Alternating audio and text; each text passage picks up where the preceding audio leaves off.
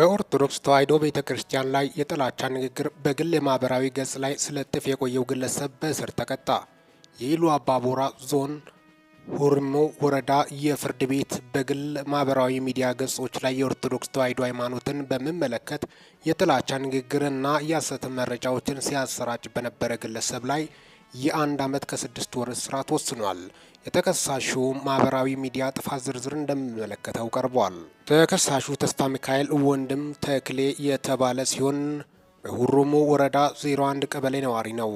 ተከሳሹ ከሰኔ 17 ዓ.ም ጀምሮ እስከ መስከረም 2018 ዓ.ም ድረስ ባሉት ወራት ዲያቆን ተስፋ ሚካኤል ዘክርስቶስና ተስፉ ጄኤስ በተሰኙ የግል ገጾቹ ላይ የተለያየ ጥላቻ ድርጊቶችና ጽሁፎችን ሲያሰራጭ መቆየቱ በፍርድ ቤት ተረጋግጧል።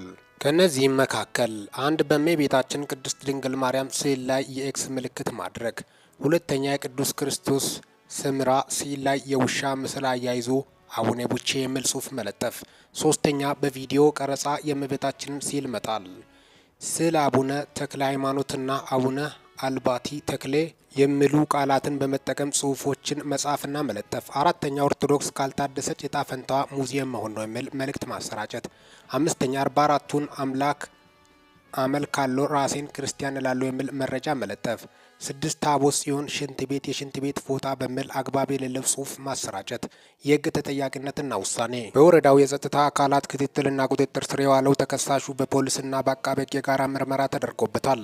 አቃቤ ሕግ ያቀረበው ክስም ተከሳሹ ድርጊቱን የፈጸመው በወቅቱ በስራ ላይ በነበረው በ1996 የወጣ ወንጀል ህግ አንቀጽ 32 ቅንፍ 1 ቅንፍ እና አዋጁ ቁጥር 1185 ህዝባራ 12 አንቀጽ 4 እና 7 1 ስር የተመለከቱትን ጥላቻ ንግግርና የሐሰተኛ መረጃ ስርጭት መከልከል የሚመለከቱ ድንጋጌዎችን በመተላለፍ መሆኑን አስረድቷል። በዚህም መሰረት በሁሩሙ ወረዳ ፍርድ ቤት በቀረበው ክስ ችሎቱ የተከሳሹን የማህበራዊ ሚዲያ ላይ የተፈጸሙ የጥላቻ ድርጊቶችንና የሃይማኖት ስሞችን ማጥላላት መፈጸሙን ካረጋገጠ በኋላ 1 ዓመት ከ6 ወር ጽኑ እስራት እንዲቀጣ ውሳኔ አሳልፈዋል። ሁሩሙ ወረዳ ኮሚኒኬሽን ቢሮ የመረጃ ምንጮቻችን ናቸው። ሚኪ ታቦር ሰብስክራይብ በማድረግ ወቅታዊና ሚዛናዊ መረጃ አግኙ። ሰላም ቆዩልኝ።